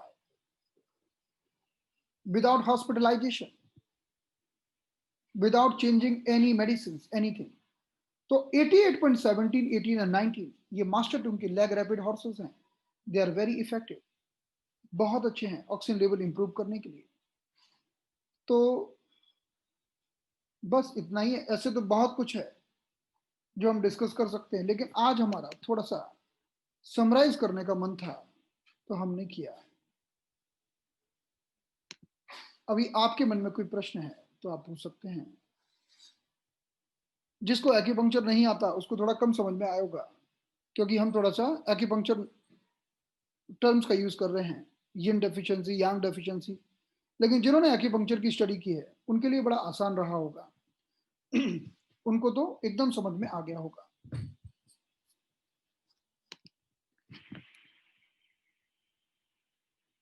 देखिए, हम ऐसा भी प्लान कर रहे हैं, क्योंकि कल हमारे पास कई दिनों से बहुत मैसेज आ रहे हैं, तो हम ऐसा भी प्लान कर रहे हैं कि हम एक 5 to 7 डेज की एक क्लास करें, जिसमें हम जो चाइना के अलग अलग हॉस्पिटल्स में जो ट्रीटमेंट चल रहा है उसके बारे में हम एक एक स्टेप बताएं सबको, एक एक स्टेप, कि जब आक्रमण होता है तो पेशेंट ने बोला रन इन हो जाए तो क्या ट्रीटमेंट दें, लेकिन अब आक्रमण अंदर पहुंच गया, कफ बनना चालू हो गया तो क्या ट्रीटमेंट दें, अब निमोनिया हो गया है तो निमोनिया की कई अवस्थाएं, अब क्या ट्रीटमेंट दें। तो हम उसके लिए हमने थोड़ा प्लान किया है। हम सोच रहे हैं कि इसके ऊपर एक हम 5 to 7 डेज की हम एक फुल टू क्लास करें। ये हम विचार आया मेरे मन में आज सुबह ही, क्योंकि टॉपिक बहुत बड़ा है और इसको एक आध घंटे में पूरा बता पाना संभव नहीं है। तो इसमें ऑक्सीजन लेवल बढ़ाने वाले कौन से बिंदु उसके बारे में डिस्कस किया जाए, और जो चाइना के अलग अलग हॉस्पिटल्स में ट्रीटमेंट चल रहे हैं उन सबको बताया जाए, ऐसा मन में एक प्लान है। तो इसको देखकर देखते हैं अब क्या करते हैं। अभी आपके मन में एक प्रश्न हो तो आप पूछ सकते हैं।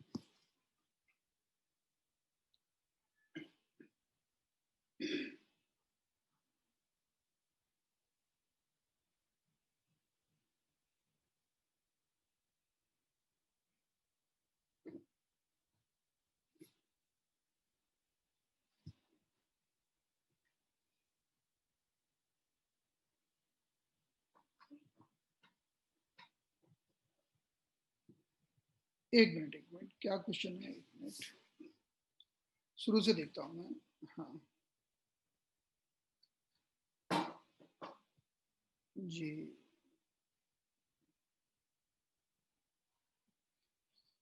देखिए, क्वेश्चन टॉपिक से रिलेटेड पूछिए तो अच्छा है ना? अब आप पूछेंगे सर आज घर में कौन सी सब्जी बनी है, तो मैं कैसे बताऊंगा, है ना? ऐसे लोग है ना, कुछ कुछ अलग अलग प्रश्न प्राइवेट में पूछ रहे हैं, आप लोगों को नहीं दिख रहे हैं, वो मुझे दिख रहे हैं।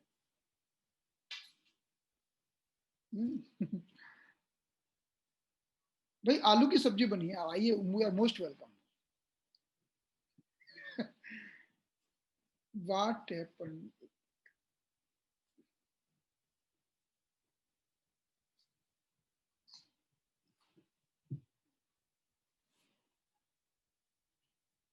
ओके ओके, अगर अगर यांगमिंग के लेवल को वायरस ने क्रॉस नहीं कर पाए, देखो कई लोगों को क्या होता है कि सर्दी हुई, नाक से पानी बहा और ठीक हो गए, वो निमोनिया तक थोड़ी जाते हैं, तो वो बाहर यांगमिंग के लेवल पर ही ठीक हो जाते हैं। अब मान लो कोई तो अपने आप ठीक हो जाता है, लेकिन नहीं ठीक हो पा रहा तो हम लिवर, हमारा लिवर 3 और LI4 लगा दो।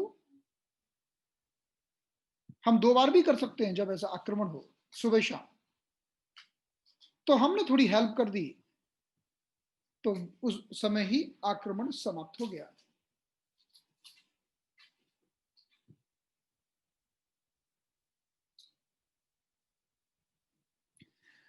ट्रीटमेंट करते रहिए। देखिए, ये ट्रीटमेंट 2 लोगों को किया जा सकता है। एक तो वो लोग जो हमेशा सर्दी खांसी कफ एंड कोल्ड से परेशानी रहते हैं। हमारे पास कई ऐसे लोग आते हैं जो बहुत ही सेंसिटिव होते हैं, जरा सा मौसम बदला या खान पीन बदला, उनको सर्दी और कफ हो जाता है और निमोनिया हो जाता है। उनके लिए भी ये ट्रीटमेंट बहुत प्रभावकारी है। आप उनकी इम्यूनिटी को बढ़ा सकते हैं।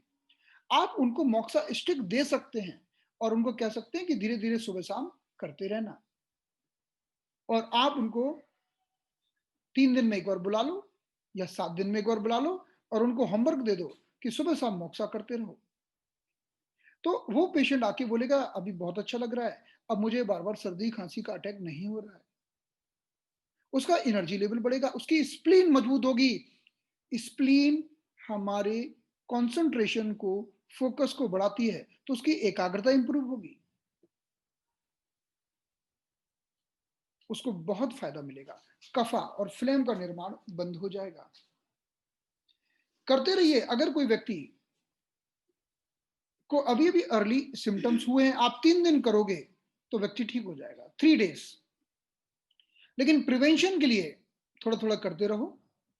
जिसको एसिडिटी है वो मॉक्सा कर सकता है, लेकिन जिसको हाई बीपी है वो CV6 पर ना करे, क्योंकि CV6 तो यांग ऊर्जा को बढ़ा देगा, तो बीपी बढ़ने की संभावना रहेगी। लेकिन नाभि पर कर सकता है, CV6 पर ना करे, नाभि पर कर सकता है, और CV12 पर भी कर सकता है।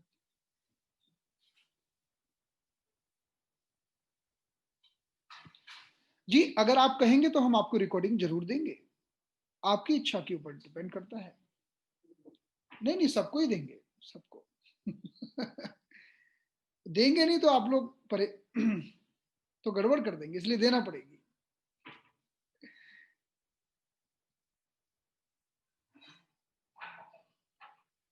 क्या गॉल ब्लैडर हैज रिमूव्ड? आप मॉक्सा CV6 और CV12 पर यूज करते हैं, सम चेस्ट कंजेशन है आपको, नो फीवर, नो खांसी, no nose bleeding, no nose bleeding only due to since then. देखो, आपका गॉल ब्लैडर भले ही निकाल दिया हो, आप मॉक्सा तो कर सकते हो। बस एक ही चीज ध्यान रखिएगा, अगर बॉडी ऑलरेडी गर्म है, फीवर है, या दिमाग में वैसी बहुत गर्मी चढ़ी हुई है, तो थोड़ा एक आध दिन पहले 1 मिनट करके देखना, है ना? आपको अच्छा लगे तो और बढ़ा देना। लेकिन लेकिन अगर आपको हाइपर एसिडिटी है तो हो सकता है कि मोक्सा करने से आपकी एसिडिटी ठीक हो जाए। छोड़ दो, छोड़ दो, छोड़ दो। मोक्सा करने से आपकी एसिडिटी ठीक हो जाए, क्योंकि एसिडिटी भी कई बार होती है क्योंकि हम जो खाना खाते हैं वो ठीक से पचता नहीं है, तो इंडाइजेशन के कारण भी एसिडिटी तो होती है। तो मोक्सा करने से आपका डाइजेशन इंप्रूव होगा, करके देख लीजिए।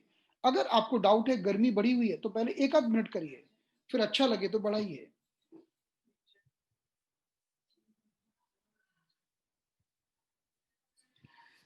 मोक्सा आप खाली पेट कर सकते हैं या खाने के 2 घंटे बाद भी कर सकते हैं। हाँ, ये सारे पॉइंट्स हमारे निडलिंग के पॉइंट्स हैं, लेकिन नाभि के ऊपर निडल नहीं लगाते। CV8 या नाभि को निडल नहीं लगाते, लेकिन ऊपर लगा सकते हैं जैसे CV12 में, और नीचे लगा सकते हैं जैसे CV6 में।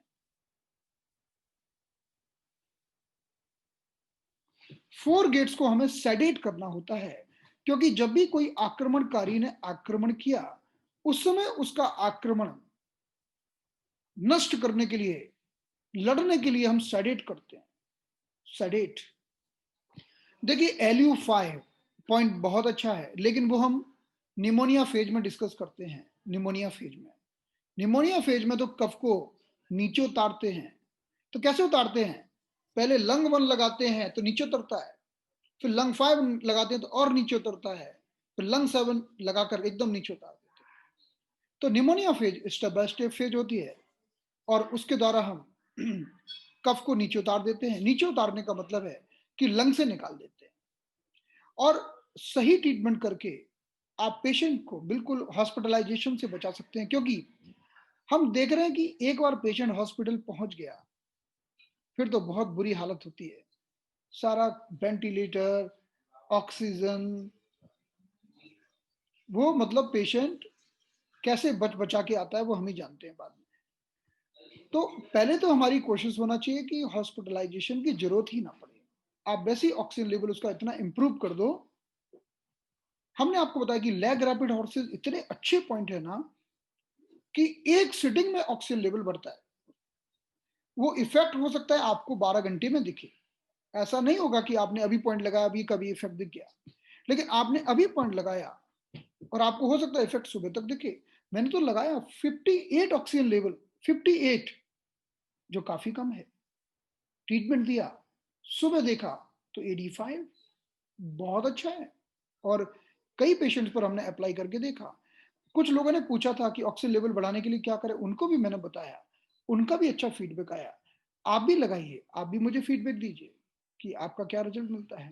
देखिए, नाभि पर मोक्सा तो हम नमक रख कर भी कर सकते हैं, और डायरेक्ट मतलब दूर से करते ही हम तो करते हैं, पेशेंट को लिटा देते हैं, हर बार नमक नहीं भरते, दूर दूर से नाभि पर सिकाई कर देते हैं, कोई प्रॉब्लम नहीं आती है। देखिए, किसी को कोविड हुआ और हाई बीपी का पेशेंट था, और फिर उसका बीपी लो, अब कोविड ठीक हो गया, लेकिन वो व्यक्ति लो बीपी का पेशेंट बन गया। देखिए, आप जानते हैं ऐसा क्यों हुआ? क्योंकि वो व्यक्ति इतना कमजोर हो गया, शरीर का लिक्विड सूख गया, स्टमक हीन डेफिशिएंट हो गया। जैसे हमने देखा है कि कई लोग जब जब ओल्ड होते हैं, जब वृद्ध हो जाते हैं, तो उनका धीरे धीरे धीरे बीपी लो होने लगता है, कमजोरी होने लगती है। तो एक कमजोरी की निशानी है। कमजोरी को ठीक करने के लिए आप स्टमक हीन डेफिशिएंसी का ट्रीटमेंट करिए। आप जब स्टमक हीन डेफिशिएंसी का ट्रीटमेंट करेंगे, आप स्टमक मेरिडियन को देखिए। स्टमक मेरिडियन हमारे हार्ट को क्रॉस करते हुए नीचे जाता है। स्टमक मेरिडियन हमारे छाती में से गुजरता है, हार्ट को क्रॉस करता है, लंग्स को भी क्रॉस करता है। तो जब आपने स्टमक हीन डेफिशिएंसी का ट्रीटमेंट दे दिया, तो उस व्यक्ति के अंदर वापस फ्लूइड की मात्रा बढ़ने लगेगी और वो व्यक्ति नॉर्मल होगा तो उसका बीपी जो पहले हाई था वो हाई भी नहीं होगा, बल्कि बैलेंस हो जाएगा। हमें ना तो लो बीपी चाहिए, ना हमें हाई बीपी चाहिए। लो बीपी का मतलब है कमजोरी, लो बीपी का मतलब है न्यूट्रिएंट की कमी, फ्लूइड की कमी। इसीलिए तो डॉक्टर मना करते हैं कि नमक मत खाओ जब कोई बीपी का पेशेंट होता है, क्योंकि नमक क्या करता है कि नमक पानी को रिटेन करता है, रोकता है और पानी की मात्रा बढ़ा देता है। तो जब पानी की मात्रा बढ़ती है तो बीपी बढ़ जाता है। तो आप उनको स्टमक हीन डेफिशिएंसी का ट्रीटमेंट दीजिए, जो मैंने अभी आपको बताया।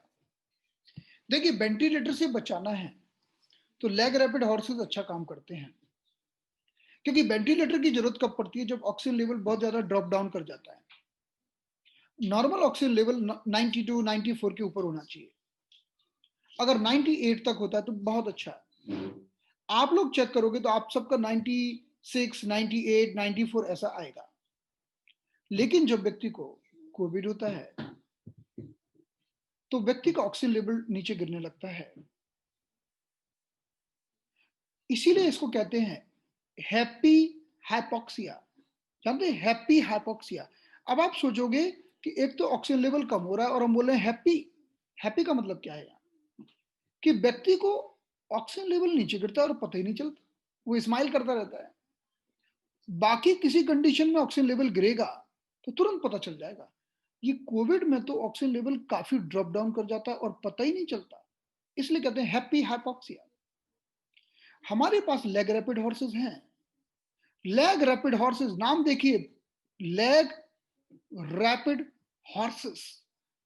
जब घोड़ा दौड़ता है तो उसके लंग्स पता है कितने मजबूत होते हैं घोड़े के, दौड़ता रहता है।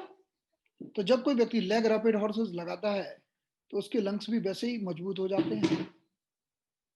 ऑक्सीजन लेवल बढ़ाइए, आप जरूर वेंटिलेटर से बचा सकते हैं। देखिए, मैंने कुछ पेशेंट्स के ऊपर एक्सपेरिमेंट किया है और मुझे सफलता मिली। आप लोग भी करिए और प्रूव कर दीजिए कि हाँ, ये पॉइंट सच में ऑक्सीजन लेवल बढ़ाते हैं। अपने रिजल्ट्स को शेयर करिए।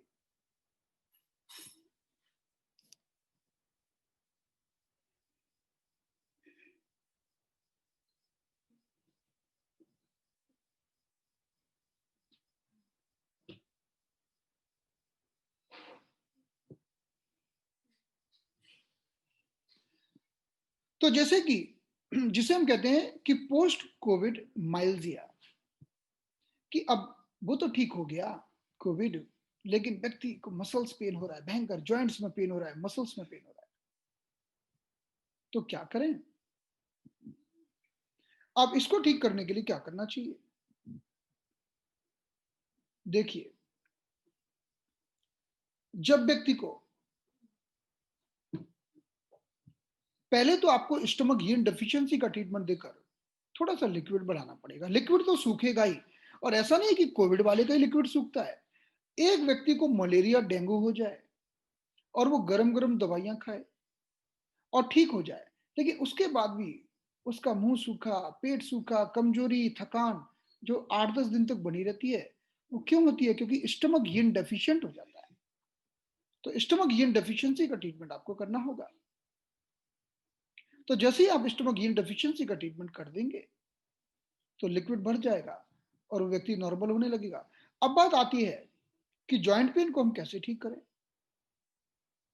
हमारा जो तीसरा लेवल होता है, जिसे हम कहते हैं शाओयांग या ट्रिपल बॉर्मर एंड गॉलब्लैडर, इसका संबंध हमारी जॉइंट पेन के साथ है। तो जब भी हम व्यक्ति को ट्रिपल बॉर्मर और गॉलब्लैडर का ट्रीटमेंट देते हैं तो हम जॉइंट पेन को कम कर सकते हैं। तो क्या ट्रीटमेंट देना है? तो इसके लिए हम उसे देते हैं ट्रीटमेंट ट्रिपल बॉर्मर 5 और गॉलब्लैडर 41। गॉलब्लैडर 41 पहले लगाते हैं, गॉलब्लैडर 41 पहले लगाया जाता है और ट्रिपल बॉर्मर 5 दूसरे नंबर पर लगाया जाता है। अब इसी में पॉइंट नंबर 2 आपको जानना होगा कि यहां पर गॉलब्लैडर 41 हमारा मास्टर पॉइंट है और ट्रिपल बॉर्मर 5 हमारा उसका कपल पॉइंट है या सेकेंडरी पॉइंट है। लेकिन मेन पॉइंट कौन है? गॉलब्लैडर 41। पॉइंट नंबर 3, फीमेल को लगाएंगे राइट साइड में गॉलब्लैडर 41। क्यों लगाएंगे राइट साइड में? कल बताया था फीमेल को लगेगा राइट साइड में और मेल को लगेगा लेफ्ट साइड। फीमेल को राइट में इसलिए लगेगा because female is always right.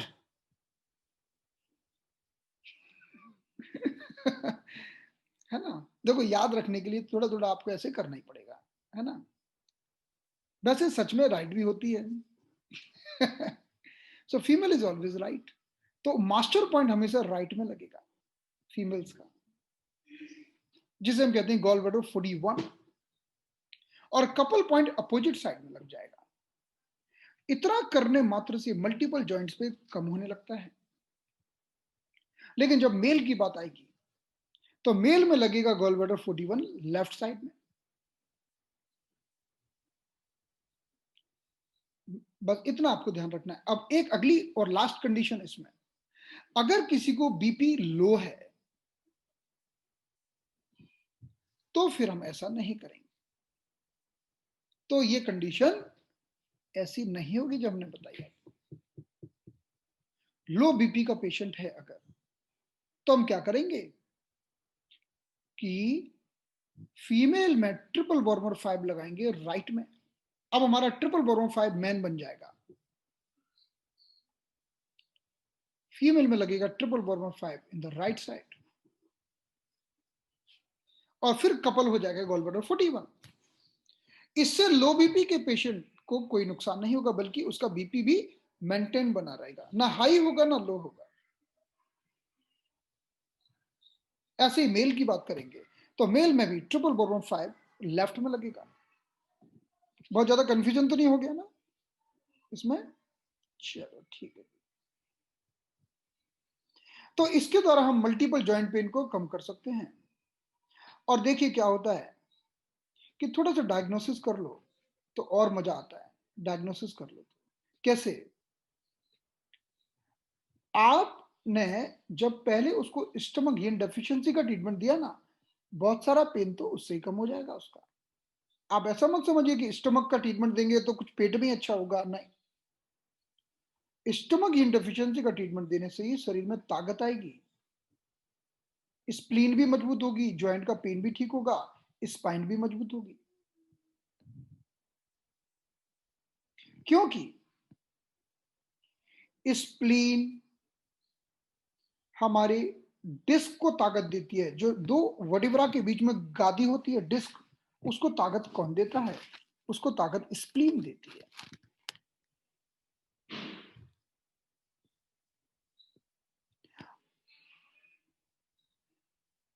देखिए, वैसे तो इसका अलग अलग अवस्थाओं के अलग अलग ट्रीटमेंट है। ये हमने आपको एक ईओबी का पॉइंट बताया, गॉल ब्लैडर 41 और ट्रिपल बोरमर 5, जिसके द्वारा हम कम पॉइंट्स में ज्यादा अच्छा परफॉर्मेंस कर सकते हैं। अब मैं आपको आज की एक आखिरी चीज बता देता हूं कि जब किसी को स्किन में ड्राइनेस आती है, तो मैंने आपको बताया था कि हम लंग यूरिन डेफिशिएंसी का ट्रीटमेंट करते हैं, और इसके पॉइंट्स मैंने अभी आपको बताए थे। एल्यूनाइन, तो चलिए इनकी एक बार लोकेशन बता देता हूं, क्योंकि मैंने किसी को प्रॉमिस किया था लोकेशन बताने का, स्पेशली लंग यूरिन डेफिशिएंसी की। तो चलिए ये बताकर फिर हम आज की क्लास को समाप्त करेंगे। जब भी किसी को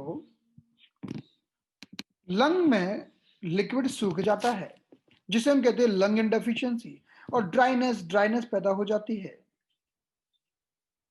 और चमड़ी ड्राई हो जाती है, या व्यक्ति ऐसे करता रहता है ड्राई कफ, या स्किन ड्राई हो जाती है, स्किन में कुछ प्रॉब्लम्स हो जाती हैं, तो हमारा यह प्रोटोकॉल होता है जिसे हम कहते हैं lung 9, UB13, CB4, CB12, governing basal 12 and kidney 6। हम शुरुआत करते हैं चलिए अपनी बात की किडनी 6 से। किडनी 6 पॉइंट कहां होता है? किडनी 6 बड़ा ही गजब का पॉइंट है, और किडनी 6 में हम सिर्फ काला रंग लगाकर, ब्लैक कलर लगाकर भी ट्रीटमेंट कर सकते हैं। इसलिए हम शुरुआत करते हैं किडनी 6 से। 1 मिनट। जैसे कि आप इस इमेज में देख सकते हैं, इस इमेज में अगर आप देखें, ये हमारा मीडियल मेल्यूलस है। इससे अगर आप एक चुन नीचे जाए तो ये हमारा किडनी 6 की लोकेशन है। और किडनी 6 पर जब हम काला रंग लगाते हैं तो ये बड़ा ही गजब का पॉइंट है जो हमारे शरीर में यिन बढ़ाता है, लिक्विड बढ़ाता है, क्योंकि वैसे भी किडनी वाटर का पॉइंट होता है। किडनी मतलब वाटर, किडनी मतलब द सोर्स ऑफ वाटर। तो इस बिंदु पर काला रंग लगा दीजिए दोनों पैरों में। तो इस बिंदु पर काला रंग लगा दीजिए, काजल लगा दीजिए तो नजर भी नहीं लगेगी आपको, और काला रंग लगा दीजिए। और काला रंग चाहे स्केच पेन से लगाइए, चाहे किसी भी चीज से लगाइए, लेकिन ध्यान रखिएगा कि जब भी आप कोई कलर लगाते हैं पहली बार, तो कलर ऐसा लगाना कि कभी निकालना पड़ जाए तो तुरंत निकल जाए। तो काजल सर्वश्रेष्ठ है, क्योंकि कभी कभी कलर भी कुछ गड़बड़ करते हैं। कलर क्या गड़बड़ करते हैं? तो किडनी 6 पर हम ब्लैक कलर लगाकर विजन को बढ़ा सकते हैं। तो ये हमारा पहला बिंदु हुआ। दूसरा, तो ये बिंदु को हमें दोनों पैर में लगा देना है। तो जब हम इस बिंदु को दोनों पैर में लगाते हैं और किडनी 6 को टॉनिफाई करते हैं तो बहुत अपार मात्रा में हमारे अंदर यिन का निर्माण होता है। फिर इसके बाद हमें क्या करना है? हमें हाथ में जाना है और अगले बिंदु की ओर जाना है जिसका नाम है लंग 10। अब मैं आपको लंग 10 की लोकेशन दिखाता हूं।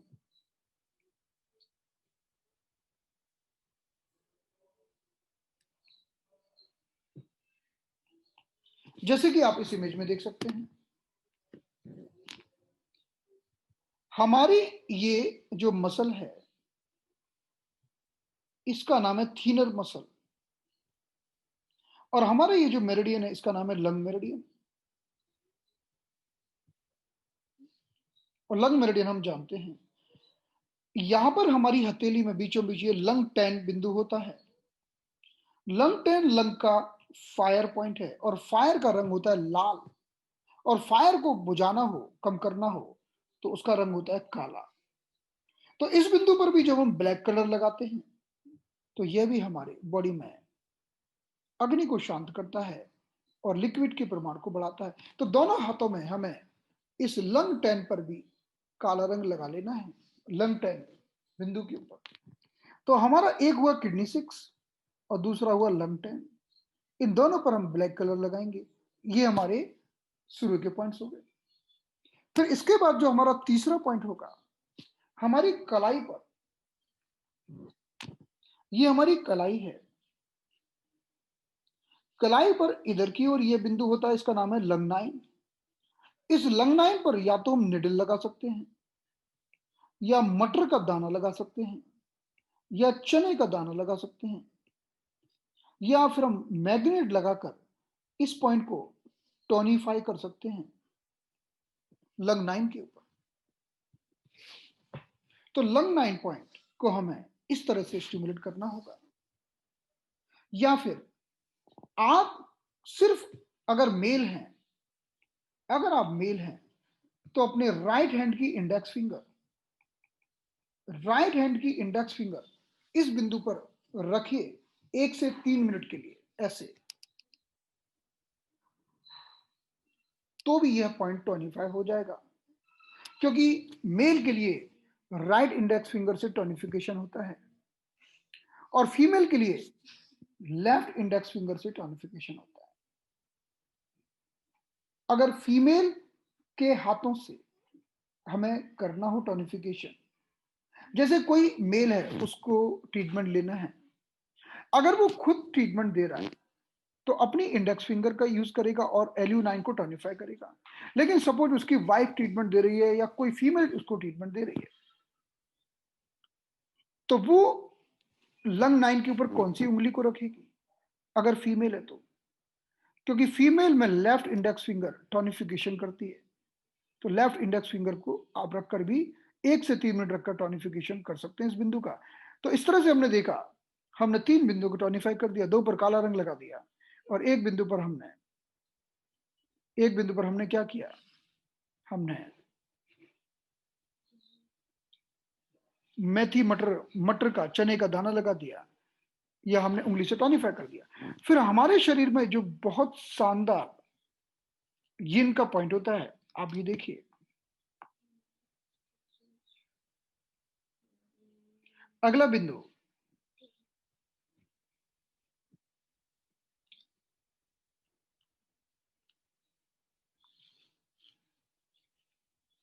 अगर नाभि से हम 4 अंगुल नीचे जाते हैं, ये नाभि है, इससे अगर हम 4 अंगुल नीचे जाते हैं, 4 अंगुल या 3 चुन, तो ये CV4 बिंदु मिलता है।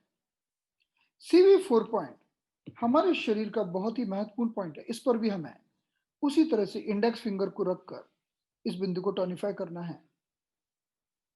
आप सिर्फ इतना करिए, इतना भी काफी है। इतना किया तो भी आपको काफी फायदा मिल जाएगा। और जो एक्यूपंक्चर करते हैं वो लोग पूरा का पूरा प्रोटोकॉल अप्लाई कर सकते हैं। यानी पूरा प्रोटोकॉल है हमारे लंग की यिन को ठीक करने का, जिसे ड्राई कफ, जिसे स्किन की चमड़ी का रूखापन, चमड़ी की खुजली, सूखापन, तो किडनी 6, लंग 10, लंग 9, CV4 और यूरिनरी ब्लैडर का बैक्सू पॉइंट, वो है हमारा यूरिनरी ब्लैडर 30। इन बिंदु को टॉनिफाई करके आप पूरा का पूरा ट्रीटमेंट भी दे सकते हैं। तो इसके साथ ही आज की क्लास हमारी समाप्त होती है।